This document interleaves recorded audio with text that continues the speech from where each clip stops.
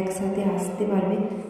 তার কিছুক্ষণ পরে মায়ের মনে হলো যে পায়ের শব্দটা মাঝে মধ্যেই বন্ধ হয়ে যাচ্ছে।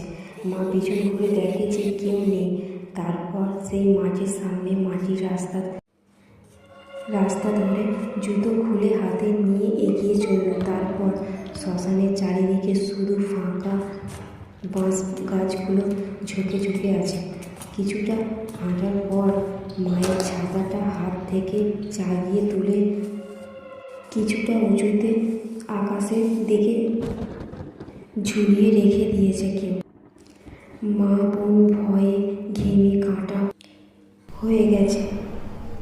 তারপর অনেক জোরে জোরে হাওয়া বইছে, কিন্তু ছাতাটা একই জায়গায় দাঁড়িয়ে আছে। ঝড় ওঠার কারণে বাপি পিছনের দিকে তাকিয়ে দেখে যে ছাতা ওপরে। তার কিছুক্ষণ পরে ছাতাটা নিচে ফেলে দিয়েছিল। তারপর